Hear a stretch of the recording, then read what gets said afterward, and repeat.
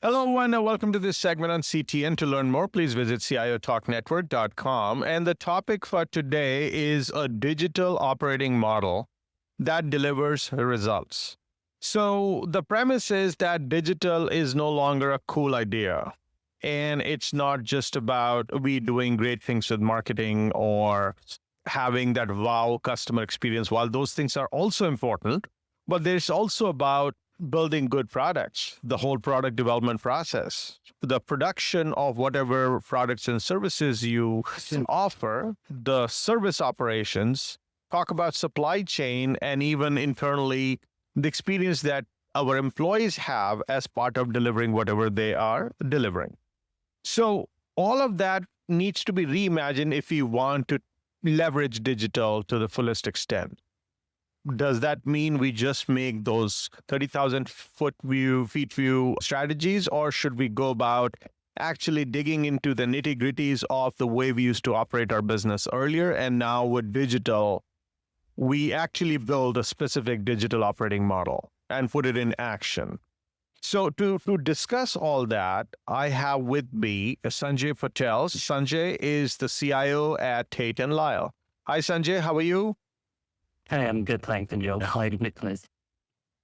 And thanks so much for joining us. Now, let's dig right in. So when we are looking at digital, and yes, we will get into the digital operating model, but then within that, we also have to identify the channels which we would be best utilizing or for making sure that they get the appropriate customer experience, knowing that our competitors are doing the same, or for that matter, we had to evolve so that we attract new customers and retain them. How do you go about identifying such channels? So I think there's probably at least two tracks that most companies take. The first one is it depends on what industry that you're in. So if you're in retail, which is probably the best known space, or business to consumer space, then you have to understand two dimensions. First one is who are your customers and what are their buying habits? Therefore, what channels could you use to engage them? We have the traditional bricks and mortar, but then we have e-commerce. We also then have e-commerce going into different channels as we get into social media. So first one is understanding your customers and then leveraging all the channels that your customers intervene with. And the second one, to your point about reimagining, is really having a future view that says what technologies are going to enable different channels as we go forward. So whether you're talking about contact lenses that allow you to see things near real time, whether you're talking about VR, or whether you're talking about through gaming, there are technologies that allow new channels to be looked at. And that's one of the areas where digital natives are looking at. And that would be my suggestion on the second area to look at is what's happening in your space. What are your peers and competitors doing? And as I indicated a little while ago, your competitors could be your existing competitors, or they could be digital natives who aren't encumbered by bricks and mortar that can actually come to market much faster. But I'd say those are the two things that you need to look at from a channel perspective. What are your customers doing? What could they do in the future? And what are your peers and existing and new competitors doing? Could I hash this out in a half an hour discussion among my peers, or is there more to it? So what did you do in your organization? Who all got together, and what all did you discuss? What data points you saw missing, which you went outside, and which sources did you use to find so that you could get to that discovery, or rather that decision on the best channels that are possible for you to engage with your customers?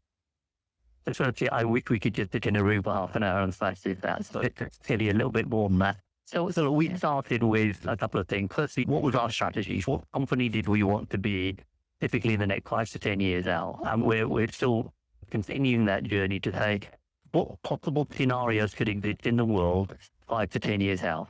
Because there isn't just one scenario that would come through. And that gives us food for thought about the various opportunities for digital, different channels, or different customers, or different business models that are exposed to us. And then we work back from that to say, of those various scenarios, which are the ones that we think that we should be placing some bets on, putting some money and investment into, and making them real and tangible. So I'll give you a real example. We're a business-to-business operating model, so we sell between us and other companies who then sell to consumers. So we sell food ingredients into into food manufacturing companies, be they the PepsiCo's, Coca-Cola's, or Nestle's, or Unilever's of the world, and they are then selling through retailers into consumers. So we're a number of steps away from the end consumer. So we've been reimagining what could that world look like in 5 to 10 years' time, and therefore what are the choices that we need to be making in terms of better collaboration with our customers so that we've got more transparency between what we're making as ingredients, what they're making as products, what retailers are selling on their shelves, and what consumers are buying, and what are those trends, and then how do we invest into those trends? So if people are more into plant-based protein or plant-based materials, how are we going to shorten the time it takes us to get into that space? And that's where my earlier point about looking at new technologies and looking at what our digital natives could do comes in. That's the process we followed. Look out into the future, decide what those generics could be, pick some that we should be investing in now, and then start on that digital journey.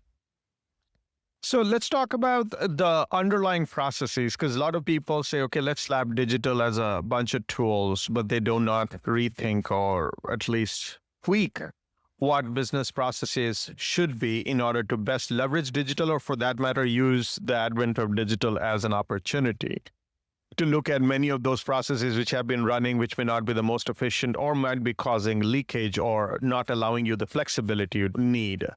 How did you go about getting the people who are supposed to be owning those business processes, who may be typically sitting as a business unit leaders or even at business user level? How would you go about influencing? And I'm not saying you alone. I'm sure you got blessings as well as support from your business unit leaders. So how did your organization go about uncovering the leakages and then saying, you know what, we're not going to pause our business, but we might try to figure out a way to change the tires of a moving vehicle? And that too at the deep level. That's the essential conundrum for an organization continuously transforming, which is how do I run business as usual whilst transforming at the same time? So in our particular case, we started the journey a while ago. It's not necessarily for digital, but in terms of having a joined up set of business processes enabling our business. Typically, that's an ERP solution, an enterprise resource planning solution. We've been down the SAP journey for a number of years, and that helps us to embed the core business processes, predominantly around financial processes, so that we can run our business. And over time, we've been looking at some of the other business processes that would underpin the changes that we're making. So if I talk about customer-facing processes, what are the processes that we're going to help with our sales team so that they have information in their hands and be able to go talk to our customers about our value propositions? What are the processes we're looking at for our supply chain so that we can show our customers that we're delivering on time in full? And the way we've organized that from a business and IT perspective is we have some dedicated business super users that we have a network around that own those particular business processes. So whether that's report to record, or whether that's order to cash, or procure to pay, we have those people in the business, and they have a very tight partnership with ISIC. And between us, we define new projects where we're talking about either automating or enabling or transforming a business process, and continuous improvement, which we put through an enhancement process. So smaller changes we put through currently on a monthly basis, so we can be agile in getting those changes out in the market. And then bigger changes we run as projects, and we'll run those cradle to grave in terms of the start and the discovery, make the change, automate it, and then go into business as usual. So we're running two tracks. Continuous improvement on the one hand, project on the other hand, but a partnership between business process owners and ISIC. So I'm sure nothing, at least I've seen in my lifetime of almost 50 years, that nothing has been a smooth sailing boat. We are lucky at times, but at the same time, we have to get through some surprises, some stumbling blocks. What were some of those issues that you did not see coming?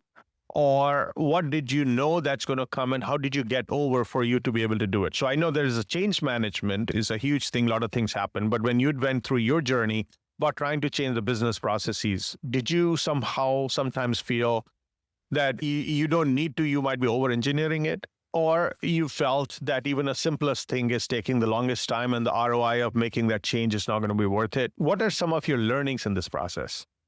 And Joe, I think it's all of the above. So look, we're still on the journey. I think naive to think that we're at the end of the journey, but they are things that sort of people know about, and some surprises. So let me give you some examples. So things that people know about. Change is hard. Okay, well, you're trying to run a business and people are used to running the business a particular way and you're trying to introduce something different. We've learned that we've had to put a lot of effort into change and communication. So we created a center of expertise. So if you learn about how do you make change happen in Tate and Lyle. Because making change happen in one company is actually, on one hand, similar to other companies, but it's also different because the cultural norms, ways of working, hierarchy, remuneration are all different. So we've invested in change management and communication to help people on that change journey. So that's one thing that we didn't start with and we had to learn and build that capability. So the second one is that because we're running information technology, the data has always been and continues to be a challenge. And data is a big topic, but if I give an example, if I want to start looking at my customers through the various channels that I'm delivering to, and I want to look at them through the lens of my regional business, but I also want to look at them through the lens of my product business or the category that my product works in, so beverages, so the category of sweeteners in beverages as a product. So then I have to slide and dice data, and I have to rely that data is clean and maintained. That continues to be a challenge, and we've worked hard at putting governance in place, tooling in place, and education in place, while putting time in place on the project so that we can make sure that some data is being clean and maintained. And the third one, given that we're balancing running a business which is growing and extremely successful, and at the same time wanting to reduce lots of changes, is how do we prioritize? How do we make sure that we're putting the right things on the innovation topic alongside business as usual? And that's about business case, that's about change load, and that's about time to value. So we've had to get more rigorous in our portfolio and project management in terms of where could we make investments and when could we make those investments in line with our business cycle. So 3 examples there of some of the challenges that we continue to have and some of the investments or changes that we've had to make in building capability to address them. Let's take a quick break, listeners. We'll be right back. And let's look at the possibility of the organizational structure change that we should make in order for it to be optimum utilization of the human resources and also determine what all other resources that we need to have at our disposals at all times. So we need to have human resource working at their best capacity. The reporting and the communication should be most effective, and the right type of resources at the right time are available to them so that the digital dream is realized. How do you make that all happen? And that too as a smooth sailing boat. Please stay tuned, listeners. We'll be right back and explore.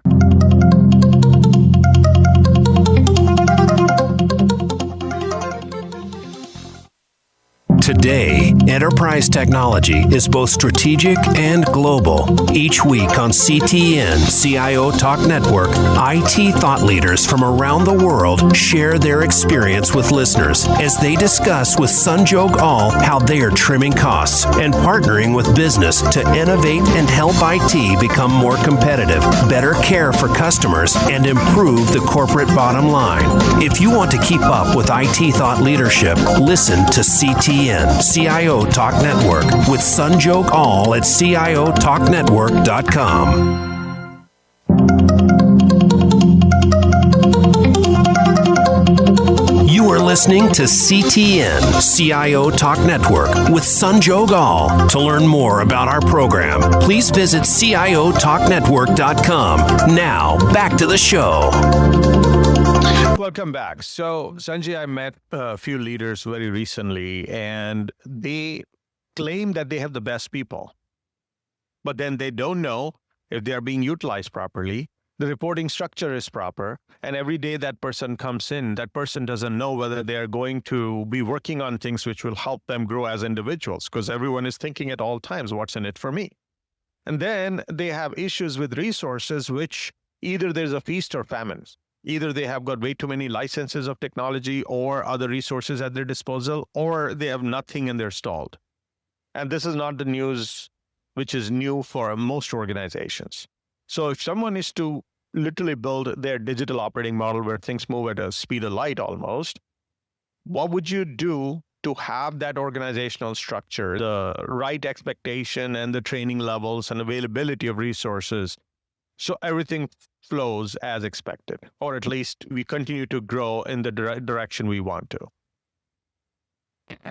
Look, there's a few things, and Joe, and I wish it was an easy question, particularly for those businesses like ours that were 160 years old, where we have a legacy, but we also are a very people-based business with brick and mortar, and we have a manufacturing base. And the reason I make that is if you're in a business that's physical, which relies on people, then I think there's a few things that you can help situation. I'm not sure you can solve it to be digital at the speed of light. But let me give some examples of things that you can help. The first one is to be very clear. What's the purpose of the company? And we spend a lot of time being very clear from a very high level down to detail. Why do we exist? The purpose is really about improving lives for generations. And the reason for that is it paints a picture of what the company is really about. And therefore, if that's something that matters to you, it's a company that you want to belong with, and you'll put up with some of the challenges in the company, whether it's structure or hierarchy or otherwise, but making it real. Improving life for generations for me is about through food ingredients, making sure that food ingredients are helping to solve some of the biggest problems on the planet, be that obesity or type 2 diabetes or some of the gut health problems that people have. Come with 7 billion people, that's a big proposition that we can be working towards. And then my part in that is helping to make sure that technologies are helping the people in Tate and Lyle to work with their customers and consumers to go towards that goal. That I'm also providing improved lives for generations for the people that work at Tate and Lyle, that their working life is good and effective. And when they come to work, they don't complain about the technology, but they're saying, hey, this is helping me do my job. So I use that as one example of something that really helps to motivate people to come and say and put up with some of the relatively minor, because some people major issues, our organizational structure, roles and responsibilities and otherwise. And on the second hand, we have also done a lot of work around getting clarity on roles and responsibilities, decision rights. What is it that you've got decision rights for in your role, and where do the other decisions get made? So that people find it easier to navigate the company and get their job done. And then the last point is, I would say that as a CIO, to make sure that the technology allows people to get things done quickly. So if you're in sales, to have one place where you go to do all of your work. In our case, we're using a sales cloud solution to do that, so that salespeople don't have to go into multiple places to try and do their job, and to give them the information that they need to do their job. So there are 3 examples in a bricks and mortar business. Now, the reason I use that analogy is in some cases where you're a digital native company, it's easier because you don't have that encumbrance to create a culture and environment that's much more nimble and agile. We're not in that world, and some of those companies, they tend to be the tech companies who provide a working environment for the millennials to come, flexible working hours, things on table tennis, healthcare, etc. So those are the 2 paradigms that I would like that sort of help to deal with the people element of the challenge of digital. Now, what your response is spot on. Now, one thing I do ask is from your vantage point as a CIO, you are providing the tools and technologies, and so for your people, of course, and for the business users and unit leaders who are trying to make their own decisions. But when we talk about a shift for building it as a digital-oriented company, which means these changes in organizational structure has to happen across the board. You can have HR go in and support. Maybe you get from outside consultants. But if it is so fluid, it cannot be a snapshot approach. I'm not saying you're going to change the org structure every day. So whether it's your department or any other department, what is the approach that's being taken? And yes, technology will have a role in giving the insights, but what was the experience in doing something like this? When you tried to change the org structure or realign everything, given that you mentioned it's like over 100-year-old company, what challenges did you face? And how did you overcome them? Look, a couple of things. Whilst I'm a CIO now, I actually came into Tate and Lyle a few years back to lead the transformation as a head of strategic transformation.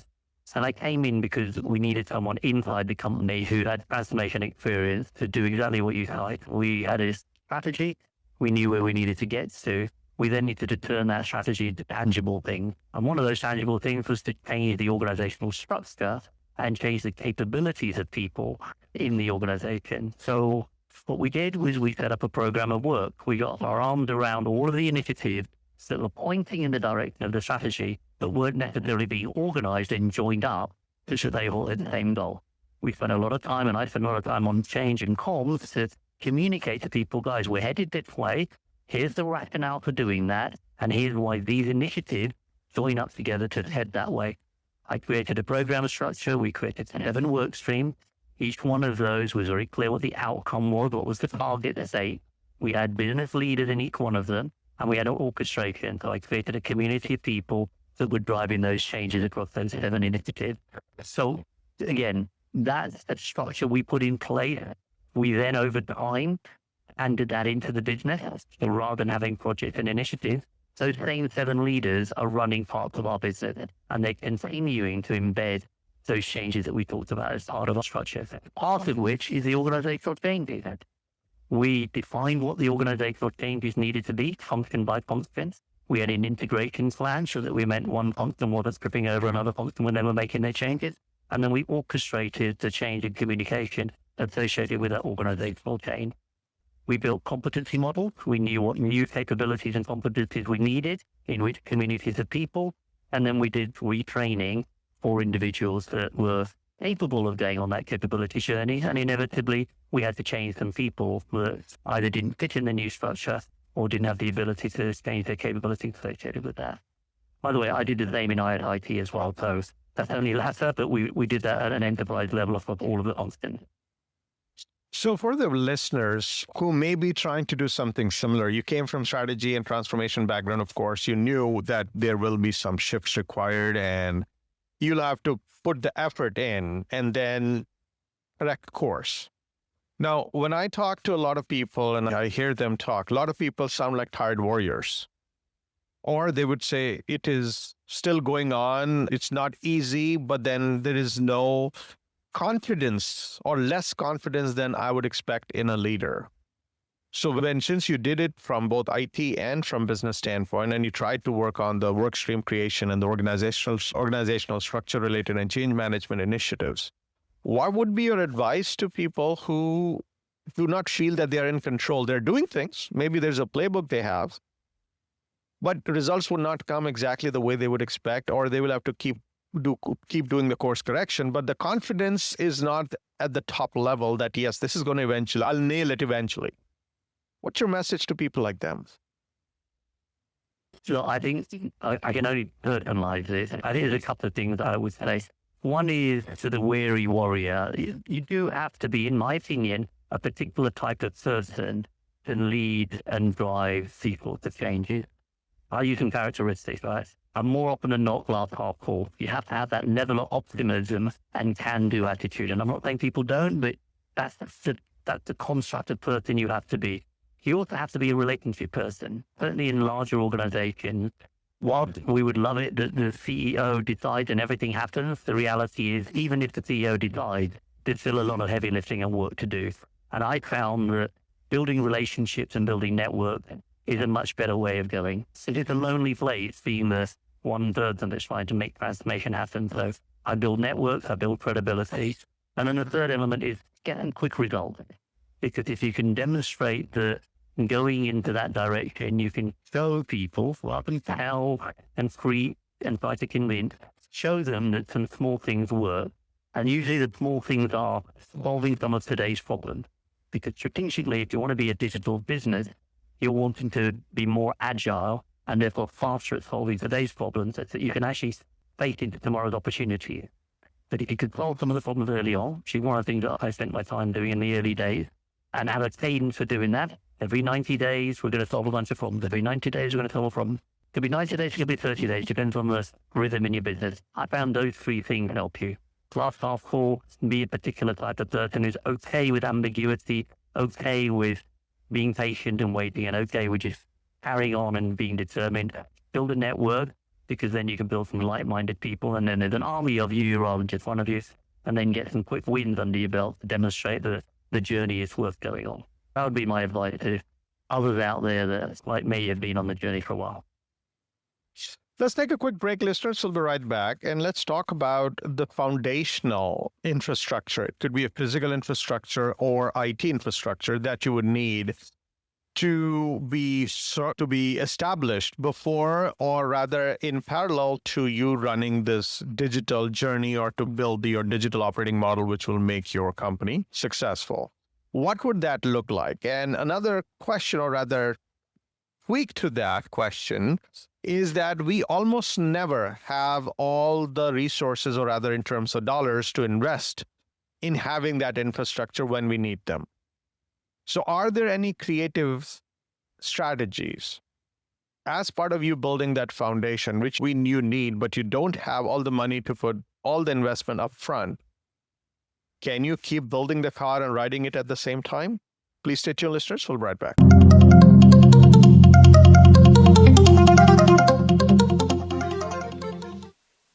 Today, enterprise technology is both strategic and global. Each week on CTN CIO Talk Network, IT thought leaders from around the world share their experience with listeners as they discuss with Sanjog Aul how they are trimming costs and partnering with business to innovate and help IT become more competitive, better care for customers, and improve the corporate bottom line. If you want to keep up with IT thought leadership, listen to CTN CIO Talk Network with Sanjog Aul at CIOTalkNetwork.com. You are listening to CTN CIO Talk Network with Sanjog Aul. Now, back to the show. Welcome back. So Sanjay, talk about physical and IT infrastructure that one would have to put in place as a foundation. And two things come here. One is, how does one determine what would be enough given even the definition of digital and the customer expectations and what you would want to put in place keep shifting? And second is the resource constraint. There's always going to be resource constraint. And does it make sense for someone to put all the investment up front, or put something partially and see where it takes you, and then you do incremental investment? So thinking about building a foundation itself could be an animal and has to be done creatively and done wisely for it to create the most value. What would the chapter on this in your playbook say? Look, St. John's, this is a big topic, and maybe if I split it into two parts to address your question. So when you say physical, okay, so yeah, we're a manufacturing company. So if you're making things, as you can imagine, there's a significant investment needed to put equipment down on the ground in order to drive growth and drive the propositions for customers and consumers. That has to have a very robust capital plan associated with it. And there's a risk appetite, right? I put a physical plant on the ground today, and then in 5 years' time, I don't need it. So that's got to be a very robust process. And it's determined by clarity on the long-term demand for that particular product or set of product, confidence that the market will continue to move that way, and also risk appetite in terms of once you've built the equipment, there's not much you can do with it. So that's on the physical part. And I won't dwell on that because that's a well-trodden path for anyone manufacturers. Let me talk about IT infrastructure, not because I'm the CIO, but I think there's a lot more levers you can pull, because as everyone knows, as the move to cloud happens across all the layers of IT, it's a much, relatively speaking, easier plug-and-play model, and therefore it's easier to take a foundation, a physical data center as an example, and move that to a more fungible and more flexible resource pool using cloud. Similarly, for an application layer, whilst we spent time in the past on-premise and building equipment that's supported by physical infrastructure, much easier in this day and age to use cloud. Now, your secondary question was associated with how do you decide because you have a limited resource? That's a more difficult question. But what we've done, it doesn't make it right, but it's working for us, is we've become very structured at ensuring that we have a robust business case and therefore a financial return on every investment that we make in technology, whether it's infrastructure or whether it's application.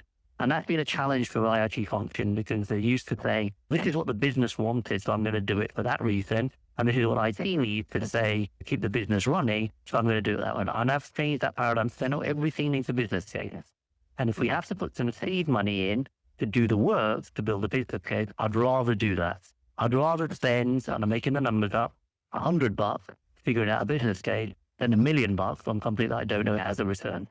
So we've had to change our IT processes and our IT mindset because everything goes through business case. What helps us at one level is the fact that we've gone through a significant cost reduction, and that's given us a mindset change. We went through zero-based budgeting, and that changes the paradigm to, well, companies always got money, we just need to decide how to use it. So let me treat it like it was my money. Would I make these decisions about spending this money if I didn't know what the return was? And just that one example said helped us significantly in terms of being much clearer about what return we're getting on the investment that we're making. So if organizations who are working with this constraint, and when they tell about their story about requesting investment, especially when IT people come and say, okay, we need to invest in IT, and they try to make a business case, they sometimes, or in many cases, they see resistance because IT still is struggling with that problem of not being able to connect an IT investment to a shareholder value or tangible value. How did you crack that problem? Look, at one level, and I don't mean to be standing tall relative to some of our listeners, but I came from the business. I spent a number of years shaping the transformation, so I had a much better insight as to what the business needed to do. But I also then changed my IT function so that there were more people in my IT function that were spending time with the business. That's part number one. Is I don't believe in the IT coming as asking for money. I believe in the we jointly between IT and the business understand what's going to drive value in the business, whether that's growth or cost reduction. And we jointly are clear what we need to do in terms of investment in order to get there. And therefore there's a joint accountability for coming to the table and asking for investment dollars. That for me is a massive shift. That is, IT wants to do this technology because it's sexy or it's new or because everyone else is doing it. So that's the biggest shift. And then putting some processes in place that's some discipline. Because even the business says, hey, I saw this great thing that someone else is doing it. Hey, IT, go deliver that for me. And there's some rigor and challenges to them. What are you going to do with it? How's that going to help make lives better? Or how's that going to help you generate more value for shareholders? If you don't have the discipline to articulating that and working with me to do that, then you know what? We won't do it. So there are some tough yards to go through, but having a partnership with a business such that it's a joint proposition and then having the rigor to make sure that it's based on value and shareholder return, I would say are the two biggest levers to pull for those that are facing the limited resource, because we all have limited resource, limited investment. So I like your response that you work closely with business and always make a business case. Now, are you in a way saying that if you had the credibility, that is what is going to get you the money, and you are trying to legitimize an investment based on who is pitching? And if it is collaboratively figured out as something which we should do, which could still be a leap of faith, but at least there are multiple people taking ownership versus a single person trying to ask for money, even though you may not have a mathematical formula to say, if I spend $100 on IT, it's going to get me $1 million in return. Is that how we should approach? I was just saying what people should do. I can only give you my counsel based on my lessons learned over 30, 40 years in business. So you hit the nail on the head on credibility. And I made the point earlier on, one of the things that I believe works in the significant changes in transformation, or even people in a new role, is build credibility. Because if you're someone that's coming to the table and say, I'm going to do X, give me some money, I'm going to do X, and you've proved that you did what you said you were going to do and gave the return that you said you would return, you're much more likely to get money the second time round and the third time round and the fourth time round. And by the way, you're much more likely to get more money the second time and the third time and the fourth times. And if you're doing it alongside business colleagues, then yes, I agree that's more likely. I think there is a third element though, Sanjog, which is think like a CFO. If you think financially about what would a CFO be interested in, if I was a shareholder or a financial leader, what were the questions I would ask and how would I want them to be answered? Just that you're making my decision easy. And sometimes it's, are there cheaper ways to get you to the same outcome? Sometimes it's, if I didn't do that, what would I not be able to do that drives growth or shareholder value?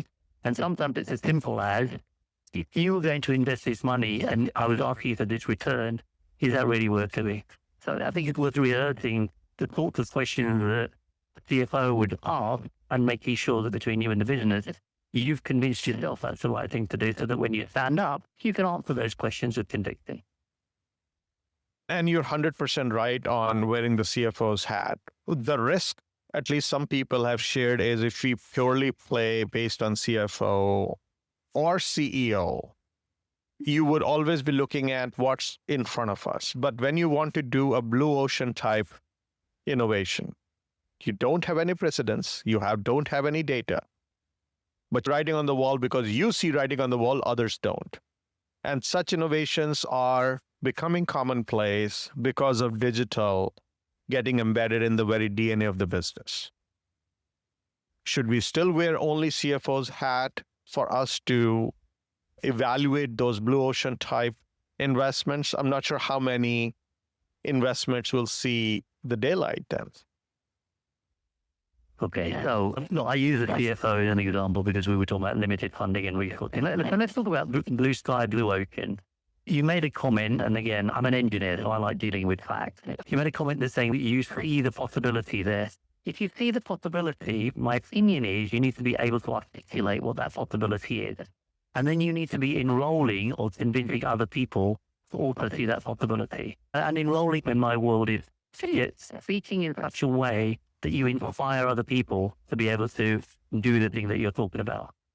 Because my opinion is one person believing that they see a vision that something's possible for a business and no one else does is going to be a difficult challenge. You're always going to have to be convincing people.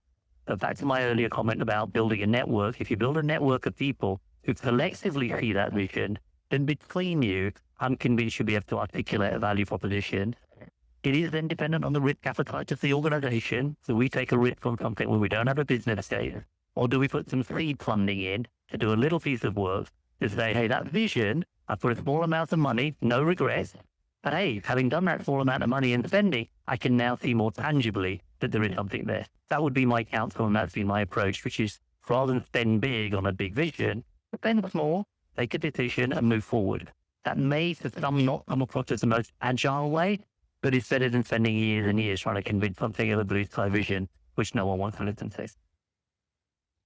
Let's talk about data and analytics function. And this is very interesting that a lot of companies don't rate themselves above 5 from a scale of 1 to 10 when it comes to data and analytics maturity.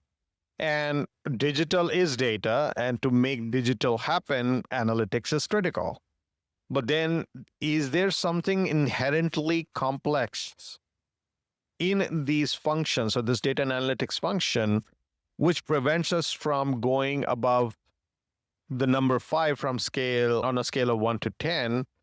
And if that's the case, what should an organization be doing to get over this hump? Because we are losing money or we are losing effectiveness of our efforts because this data and analytics function seems like an untamable beast. Look, I live in a business that's old and been around for a long time that survived and thrived because we've been able to use our external orientation to change the nature of the company. Now, when it comes to data and analytics, it's a topic that's very close to my heart. I used to call it information on demand once upon a time. We call it informed decision making. People talk about big data analytics reporting. The challenge for companies that have been around for a while is, I use the analogy, it's like having a house. I've had my house for a while and it worked. Now I want my house to get better and better data and insights. I want to know when my lights are on. I want to know when the music's been left on. I want to know the temperature in every room. That's not a simple thing to do given the way I built my house. Because my plumbing and wiring wasn't designed for having that near real-time analytics and data. And I use that analogy because that's true for companies. Companies weren't built such that the data layers, the infrastructure, the integration layers could give easily near real time. One of the reasons why digital natives, as I referred to, are able to leverage that. In fact, some digital natives are just about information. They're companies that just use information, and that's how they generate their revenues. We're not one of those. So we've had to step back and look at our whole architecture and over time, make some changes. And the fastest route was to put a layer on top of the infrastructure that we had, so that we can start data from many different places, put it into a repository, slice and dice it, and make that available in a digestible form. To get more significant, we're also looking at our data and information architecture. And to do that, I've had to bring some new skills in. People who have lived in that world, because my incumbent grew up with my house, they may know where the plumbing and the wiring is, but they're not necessarily the best skilled people to rewire the house while the house is still working. So those are the two lenses we've had. So businesses that were designed for data and analytics, we've had to put some layers on top, and we then had to redesign this from the heart and do some surgery as well.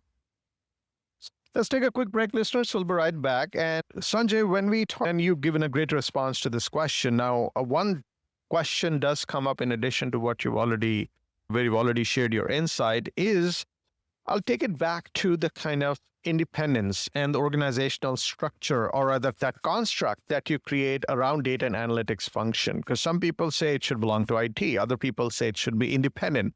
Third says it should be embedded in the business for it to be most accurate and most effective. What have you seen based on whatever changes and shifts that you did in your organization? And given that you're trying to introduce this in the digital realm where the data, the velocity and the variety and the veracity, all of that are really complex and challenging. What seems to work for you in that realm? Please stay tuned, listeners. We'll be right back.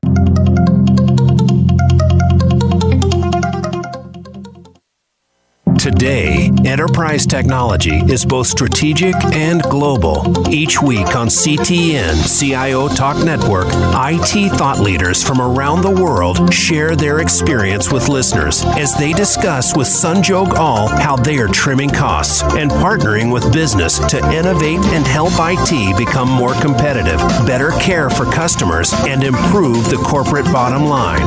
If you want to keep up with IT thought leadership, listen to CTN CIO Talk Network with Sanjog Aul at CIOTalkNetwork.com. You are listening to CTN CIO Talk Network with Sanjog Aul. Now, back to the show. Welcome back. So, Sanjay, while we discussed about how data and analytics function, you went about fixing it, or at least it's in motion, it's going in the right direction as per your organization's needs. A lot of companies struggle to give this function a place in the organization and the level of independence that it deserves. What would you say would be a set of variables one should consider when they're trying to shape this function, give it a place, and give the accountability and independence so that it can really add value? Especially when we are looking in the digital realm where data comes, we're drinking from a fire hose, and then it comes in a lot of variety and everything else. So, there are, as you said, there are multiple different ways of looking at it. I don't believe, in my humble opinion, that there's one right answer, but I think there's a couple of things that people might want to be considering. Yeah, and the topics are, do I have a chief data officer? Data, after all, is the most valuable asset that I've got. Should I put it in IT? Should I distribute it across the business? Could I have it as a C-suite? All of those questions have been buzzing for a while, and we all struggle with the right answer. But in my opinion, it does really depend on the business context that you're in. And I have a point of view for my organization. So my point of view is as follows. Data itself, master data, the ownership of the quality of customer data, the quality of material data, needs to be with the business. Why? Because they're the one who are living and breathing that every single day. So opinion number one, I believe that the ownership of data needs to be with the business, and they need to understand the value of that business, because they can't do things without that data. They can't close a financial book at the end of the month, or they can't ship products, or they can't purchase raw material. They can't make sales if they don't know what the customer's information is. So my view is that should absolutely be owned by the business. The governance of that data and maintaining it and keeping it clean, my opinion is that needs to be a partnership between the business and IT. In my organization, we in IT run that because we tend to be a bit more disciplined in some cases, and we can take a holistic view across all of the functions. So as an enterprise function, I can look across customer data and how it may overlap or map to shipping data, and look at supply chain data and how that may map across into product data. So the governance and managing and maintaining, I believe, fits with IIT. Now, how you structure that and what the roles are, that will clearly vary based on where you are in the business and which dimension of data is important for you. Is procurement data more valuable for you than the material data, or is customer data more valuable for you? So we put a structure in place where IT partners with the business, and we have a governance in place, whether it's regional or local or global, depending on the domain, where we ensure that the business understands what those data elements are and what their role and accountability is for managing the data, and what our role and accountability is for maintaining the data. And so the data team, sort of puts this data into the data and looks at the quality of the data, the cleanliness of the data, and reports that out. In our organization belongs to me in IT as a report to the business, where I hold them accountable for the quality of the data and for making sure that their function of keeping it clean and maintaining it. Let's talk about the enterprise performance management, which is essentially a dashboard somebody would want to keep, where you're creating some certain benchmarks and metrics, and you're going to use that to direct or monitor the business. A lot of companies say we have that, but it's a little loosey-goosey there, and it's not truly an established function with established accountability and responsibility. What did you try to do in this regard? Did you already have it because it was such an old business, or did you have to establish it? And then again, talking in the context of digital, what should have shifted or what should shift in this function, enterprise performance management, for it to be able to effectively help direct the business forward? So look, we've always had enterprise performance management of one form or another. As we continue to transform, the metrics and the KPIs that we need continue to move. Once upon a time, it was about, when we had the world's largest shipping fleet, it was about where are the ships and where do they need to be and how do I orchestrate them around the planet. We don't do that anymore. So now it's really about which customers, which categories, what's the growth in those categories. We still need to ship products, and so that it continues to be about where is our product, what should we be manufacturing 1 month versus another month, and how does that in sync with what our customers advise us. Continue to look at performance management. The enterprise part of it continues to shift. The challenge, if I talk about that, is not so much the metric. I think we're clear as an organization as a whole what the outcome metrics are that we're looking for, whether that's market share growth, or whether that's margin, or whether that's cost, competitiveness in terms of the people and non-people parts of running our business, whether it's the ratios of HR people to employee or otherwise. Those metrics are well known, well defined. So it's more about how do we make that information available to the right people in a timely fashion. So to talk about your digital point, the challenge I think we continue to have is, given the system landscape we've got and the evolution of the technology, how do we make the right information available for the right person at the right time to allow them to do their job in near real time? And that comes back to the previous conversation we had about data ownership, the data architecture, and the fact that if I have a house that was built a particular way, how do I have to rebuild that so I can get technologies to enable me to know where things are near real time? I use the example of, are my lights on? Can I control my heating remotely? Can I open my door remotely? Those are the sorts of technologies that we're having to put in place so that enterprise performance management moves at the pace that digital businesses move, because traditionally it hasn't. Talk about governance structure. You did mention in the context of data and analytics, you would have governance. But then here we're talking about governance across the board, across business functions. And that would drive it. So now, even though you were brick and mortar and you're now introducing digital, are you fundamentally rethinking governance for the whole business? And if yes, where are you looking to introduce technology enablement? So I wouldn't say we've changed governance wholesale. We're still the business that we used to be. Food ingredients go into food products, and food products are consumed locally. So we still need to be in the region working with customers in the region to solve the problem that they've got around food, health, and wellness. So fundamentally, we're organized by region, and then we have a global overlay so that we get the economies of scale. That hasn't changed. Whilst the nature of some of our business changed, we have 2 divisions. We run the business that way. So structurally, that governance is in place. So in terms of your question about to enable clarity, simplicity, quick decision making, we have made a number of changes to that. So we try and get decision making as close to the market as possible. So we've done work in terms of clarifying what those decision rights are and moving approval level closer to the market so that people don't have to go up to global for every approval.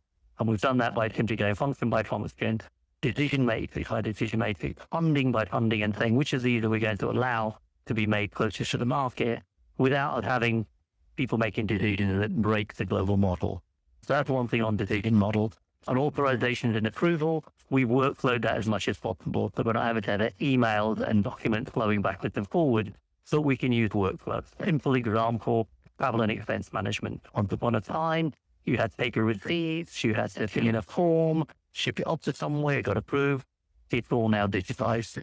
You get your receipt, you take a picture of it, you workflow it, it gets approved, payment goes straight into your account. So the digitization of certain processes that allow simplification, faster decision making, easier authorization. On behalf of the show and our listeners, thank you so much, Sanjay, for sharing in-depth details about how you've turned around Tate and Lyle, along, of course, working with your business leaders. And you have worked at this whole idea about digital operating model, and which indeed I am hoping it is delivering results for you. So thanks so much for your insights. Thanks, Sanjay. It's been a pleasure. And listeners, hope you enjoyed it. Please like us on Facebook, search for CTN, CIO Talk Network, and be sure to follow us on Twitter and join our LinkedIn group. Thank you again for listening to this segment on CTN. This is Sanjog Aul, your talk show host. Till next week, take care and God bless.